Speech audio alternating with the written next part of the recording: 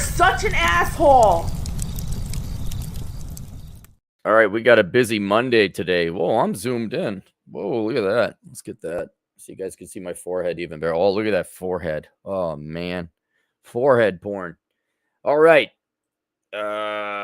Real quick, IO Cappy, do a Clarey test on Kurt Vonnegut and Bass Reeves. I know who Bass Reeves is. He's one of like the he's the history of Black History hero, heroes of Black History. My Black History Month, our little kid comes out. They never celebrate that guy because he's too cool.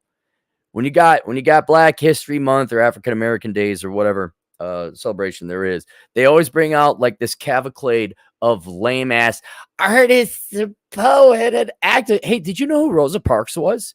Have you heard the story of Rosa? Let's tell you the billionth time the story of Rosa Parks, because that was really exciting. Oh, she sat in the front of the bus.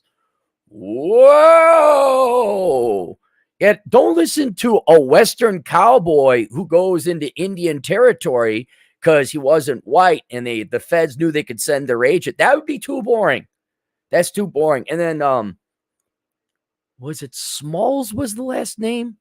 I forgot. Robert Smalls? This slave escapes during the Civil War, takes over a Confederate ship, sails it north, and then goes fights for the North. Don't mention that guy. Don't make a good movie on that guy. If only we could come up with original movies with like legit black, original superheroes, I guess, real heroes in real life. Don't make a movie about that guy. That's too exciting. No, I want to hear about some washed up boomer hag who happens to be black, who wrote about her vagina and how it was so oppressed. Yeah, that's what the young black youth want to hear. They want to hear lame ass poetry. They don't want to see something cool.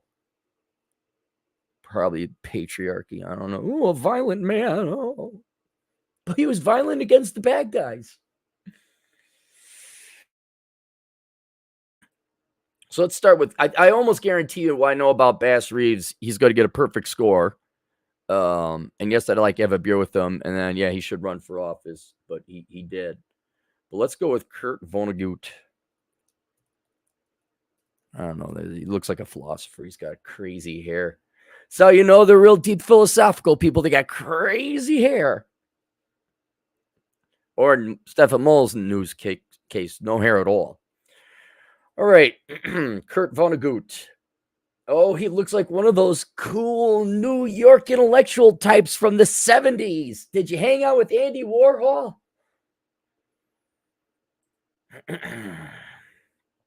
Kurt Vonnegut, 1922 to 2007, American writer known for his satirical and darkly humorous novels. Career spanning over 50 years, he published 14 novels, 3 short story collections, 5 plays, and 5 nonfiction works.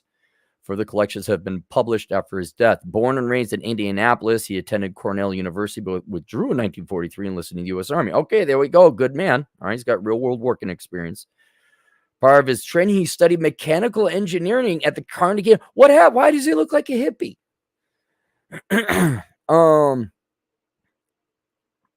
He was then deployed to world. Wow. All right. So he majored in the right thing, has real world working experience. Deployed to Europe to fight in World War II, was captured by the Germans during the Battle of the Bulge. He was interned in Dresden, where he survived the Allied bombing of the city in a meat locker of a slaughterhouse where he was imprisoned. After the war, he married Jane Mary Cox, with whom he had 3 children. He adopted his nephews after his sister died again. Look at this guy. Look at this guy. He still looks like that New York putt. Like, look at him. Look at him. Like, for once, the face doesn't match the man, if you know what I'm saying. When her husband was killed in a train accident, he and his wife both attended the University of Chicago, where he worked as a night reporter for the City News Bureau. That sounds cool. Vonnegut published his first novel, Player Piano, 1952. Reviewed positively, but was not commercial success at the time. I'm wondering how many guys' first books really are. Like, my first book, I think, is one of my best, but it didn't, I wasn't known back then as much as I am now. Boobity boobity bobbity ba. Later on in his career. So did he ever I wonder if he ever used his engineering. All right. Youngest of 3. Descendant German. settled. Father and grandfather were architects. Architect from such building as das Deutsche Haus. No, yeah, look at him. He's German ethnically. Went and fought World War II. Was born in Indianapolis High Society. Okay, so he came from wealth. As her family, the Liebers, were among the wealthiest in the city, with their fortune deriving from ownership of a successful brewery. But here, both of Vonnegut's parents were fluent German speakers, but the ill feeling towards Germany during World War I caused them to abandon German culture in order to show their American patriotism. Unlike every other immigrant today, like, oh, my country's the greatest. Is that the one that's where they're killing people and it's piss poor poverty? You like that country? Oh, okay. Well, don't. Yeah, America's horrible. That's why you're here collecting welfare. Got it. The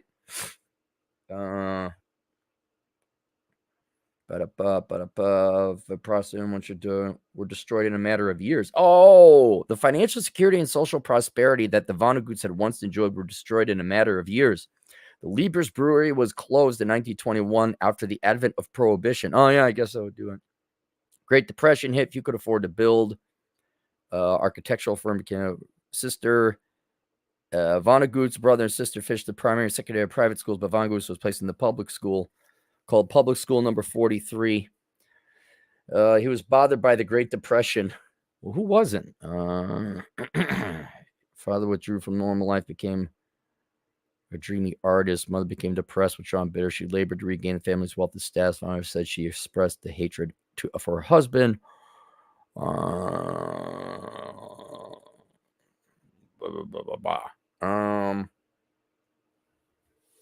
That's an interesting question. So he did come from wealth, but it was lost. I think that wipes it out. I was going to say he gets a point against him for coming from wealth, but if he was still in primary school, elementary school, and they lost it, then he knew poverty, or at least not a lot of wealth. Yeah. And then his dad didn't have money to help him out.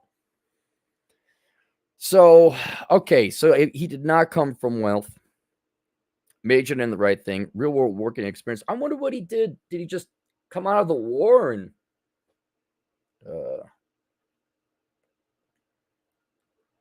returned home 1944? Mother committed suicide. Wow.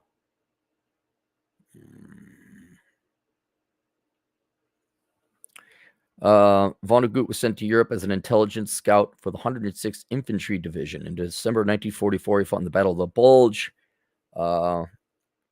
Quiet sector. Yeah, that's right. So then over 500 members of the division were killed, 6,000 captured. He's over in Dresden. American POWs. American POWs evacuated on foot at the border after US German pack captured Leipzig. I just want to repatriation camp. The aid of the Soviets. Turned to the United States. Continued to serve in the Army Station in Fort Riley, Kansas. Discharge. Purple Heart. Marriage. Okay. This is why I want. Okay, 22-year-old Vonnegut. Remember when 22-year-olds were war heroes? Unlike you, most modern day pussies. Honest to God, it. This guy, 22 years old. Most of you 22-year-olds still sucking off your mom's tit. Mary Jane Cox. Pair relocated to Chicago, enrolled to Chicago with a GI Bill as anthropology student. Oh, no.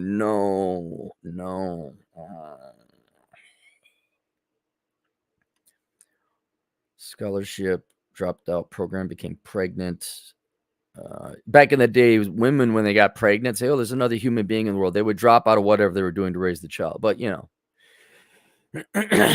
got to listen to those pissed off fourth wave feminist boomer women who have dried up eggs, no life, and are perpetually pissed off and taking antidepressants. They know everything about life. You girls keep doing it. Shortly after, GE hired Vonnegut as a technical writer and publisher. Oh, wait a minute, but he's he's grandfathered in. Any degree was a good degree back then, so it doesn't matter. For the company's research laboratory, his work required a college degree. Vonnegut was hired after claiming he held a master's degree in anthropology from the University of Chicago. Had a thing. All right, so he worked a real job and then was an author. Unlike, all you liberal arts pussies, like, I'm going to major in this, be an author and an influencer. Like, you need a daytime job. No, that's patriarchy, evil white man. What are you telling me? Why are you ruining my parade? Never mind. Go. I don't do your OnlyFans. I don't care anymore. Struggling writer, later life and career. He had financial stability. He held a hero of the burgeoning anti-war movement in the United States. Invited to speak numerous rallies, commencement address around the world. Harvard lecturer, created 19. Oh, he did come. Vonnegut taught at City College, New York. I knew there was some. You had here it is. Taught at look at me go. Look at this guy over here with the old man glasses. Vonnegut taught at the City College of New York as a distinguished professor during the 1973-1974 academic year. Elected later, he did. He had that 70s New York look. Personal life was disintegrating. His wife Jane had embraced Christianity, which is contrary to Vonnegut's atheist beliefs. And with 5 of the 6 children having left home, Vonnegut said the two were forced to find other sorts of seemingly important work to do. A couple battled over differing beliefs. Believe in Cape Cod. Disagreements painful. Couple divorced. Beyond marriage, he was deeply affected when some suffered a mental breakdown in 1972, which exacerbated Vonnegut's chronic depression. Let him to take Ritalin. Stopped taking drugs as he began to see a psychologist weekly. Vonnegut's difficulties materialized in numerous ways.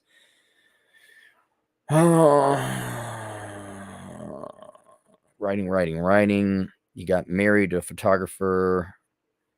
70s, adopted a daughter. Man, you had it. He just wrote a bunch of books in the 80s and 90s. 2 years later, seen as a younger generation, when he played himself in Rodney Dangerfield's Back to School. Wrote until 2005. Okay. Because I'm 83 years old. He died in 2007. This is a guy who worked until he was dead. So what does he get? He gets a perfect score, 0 points. Would I like to have a beer with him? I would. That's a different path. He had the perfect war hero, white picket fence, GI Bill, and then how'd you end up in the New York intelligentsia? How'd you end up in that outfit? Did you have a nice brown tweed jacket with your elbow pads? Did you have that? Was that cool? How explain that to me? The family disintegrates. Boy, the 70s were great. 70s were great, everybody. There's 2 type of people in the 70s. Those that had stable families and those that didn't. You remember the 70s being this horrible event, and the kids we got a banana bike. This is great. You got a banana bike. So yeah, all right. Now, and should he run for office? Sure. I probably would have voted for him. All right, let's go to Bass Reeves. I can already tell you. Bass Reeves. They did make a movie about him, but Hollywood, who genuinely detests black people, you don't see it. They say they like you, but look. Here's this bit. They put together a B level, B film type of movie, and it's guys, you. Atlas Shrugged shouldn't have had to go seeking money, but I know it goes against your Marxist beliefs, Hollywood. And then Bass Reeves, we can't have a strong, black male lead who's based in history, can we? Well, we can't. We can't. No, let's do another epic on. I don't know, some lame ass shit. I don't know. It would have been cool. Bass Reeves. All right. Born 1838. Died 1910, so he lived pretty long. American law enforcement official, historically noted as the first black deputy of the U.S. Marshal Service west of the Mississippi River. He worked mostly in Arkansas on the Oklahoma Territory. During his long career, he had his record on more than 3,000 arrests of dangerous fugitives and shot and killed 14 of them in self-defense. But you hate cops now, right? We hate this guy because he's a cop. Let me guess, all those people he gunned down and chased out, they didn't do nothing, right? They're good boys. I don't know, maybe some women too. Born into slavery, did not come from wealth. In Crawford County, Arkansas, 1838, he was named after his grandfather, Bass Washington. Reeves and his family were enslaved by Arkansas state legislator William Steele Reeves. Oh, they were okay, so he was the slave owner. All right. When Bass was 8, 1846, William Reeves moved. Okay, so the slave owner, this is kind of confusing. His grandfather's name was Washington, but then his last name is after state legislator William Reeves. So did you get, if you were a slave, you took on the last name of your slave owner? I don't know if that was common. Bass was 8 when William Reeves, the slave owner, moved to Grayson County, Texas, near Sherman in Peters Colony. It appeared plausible that Reeves was kept in bondage by William Steele Reeves' son, Colonel George R. Reeves, a Texan sheriff's legislator. You can't make this up. How does this not make a movie? How is this? You don't even have to have writers. He is a slave to a state legislator. The arrogant, you could get the big bushy mustache with the cowboy hat, and he passed on to Colonel George R. Reeves. Hoba dang a dang dang diggly dangly do dang diggly do. I'm not going to tell you again. There's a lot of people saying they're not going to repeat themselves. Hello, sir. What would you? I'm not going to tell you again. Oh, Hollywood, you're so worthless. This is a colonel. Okay, he's a colonel and Texan sheriff, legislator, and one-time Speaker of the Texas House of Representatives until his death from rabies in 1882. What? Come on. Oh, we just can't make a good movie about this guy. There's just no good stuff on his history. When the American Civil War began, George Reeves joined the Confederate Army, forcing Bass to go with him. It is unclear how and exactly when Bass Reeves escaped, but at some point during the Civil War, he gained his freedom. One account recalls, man, I wish Bass rolled his stuff down. One account recalls how Bass Reeves and George Reeves had an altercation over a card game. Bass severely beat George and fled to the Indian Territory, where he lived among the Cherokee, Creeks, and Seminoles. Bass stayed with these Native American tribes and learned their languages until he was freed by the 13th Amendment's abolishment of slavery in 1865. As a freed man, Reeves moved to Arkansas and farmed near Van Buren. What? Act 1, it's already a movie. Act 1. You don't have to say based or inspired by. No, this is his story. This is all true. Not even a slight embellishment. Reeves' family turned until 1875 when Isaac Parker was appointed. Wait, hang on. Reeves and his family farmed until when Isaac Parker. Who's Isaac Parker? Was appointed federal judge for the Indian Territory. Parker appointed James F. Fagan as U.S. Marshal, directed him and hired 200 U.S. deputy marshals. Fagan had heard about Reeves, who knew the territory could speak several native languages. There you go. What? Why is this now like a blockbuster? Why is this like your lineup on the summer movies? Look, Hollywood, you even get to jizz off to all the white people treating the black people like bad, because it was during slavery times. It happened. Although knowing Hollywood, the movie would be 90% about the slave stuff, and then 10%. Oh yeah, then Bass Reeves did some stuff. Yeah, he might have arrested a couple people. Signed Western District, Arkansas, which had responsibility also for the native reservation territory. served until 1893, transferred to the Eastern District of Texas in Paris, Texas, short while, 1891, transferred again, Muskogee Federal Court in the Native Territory. All right, Reeves worked for 32 years as a federal police officer in the Indian Territory and became one of Judge Parker's most valued deputies. Reeves brought in some of the most dangerous fugitives of the time because they usually go to the Indian reservation because the feds won't go after them. Except Reeves. Reeves could go where the white man couldn't. Don't make a movie about that. That's just too good. Too good. Hey, I know. Why don't you get a weapons grade Quantahaha power lawyer girl bitch boss who turns into a Hulk and just slams on that? There you go. Spend your money on that.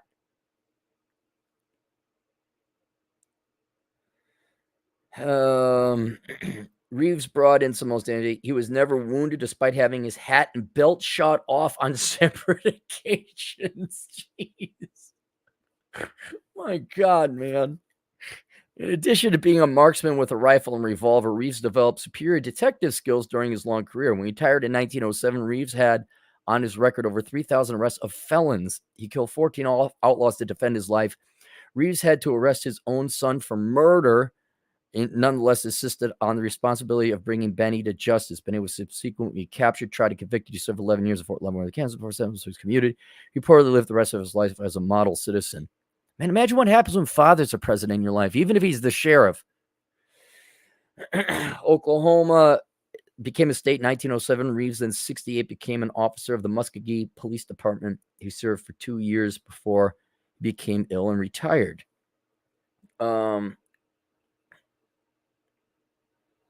He was charged for murdering a cook.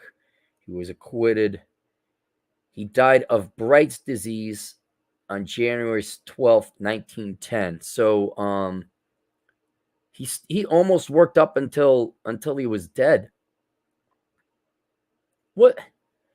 Look at that, man. Okay, here's one of the most badass dudes, a true American, right? Oh, they got a statue of him in Arkansas. A statue. Meanwhile, I got everything. Martin Luther King. By the way, have you heard of this guy called Martin Luther King? He had a dream. Did he arrest 3,000 felons and get into gunfights? No, he did not. This guy gets a statue and a marginal movie.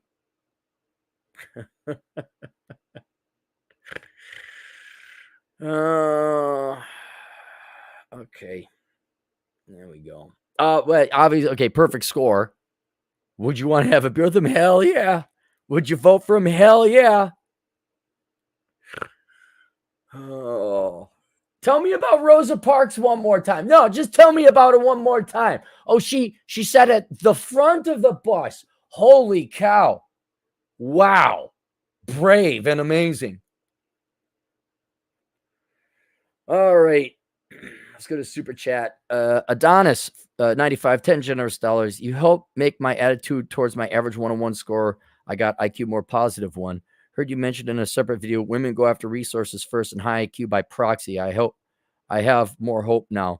I don't, well, yeah, I don't think girls consciously go after looks. I don't even think unconsciously they go after the biggest, baddest brute who could protect the children, because that is what provided in the past.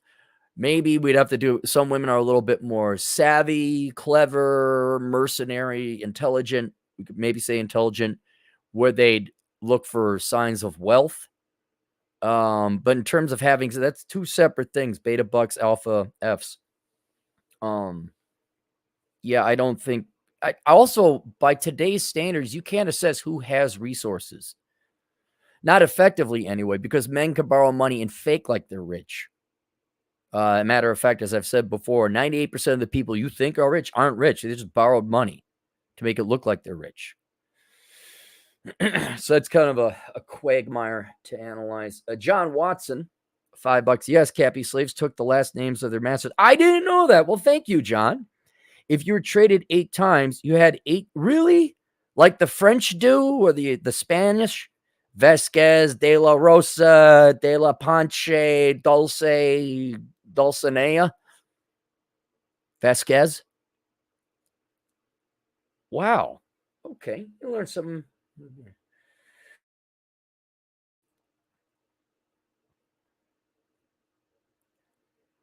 that's it. There you go. All right. There we learned a little bit of U.S. history. We'll see you guys later. Toodles.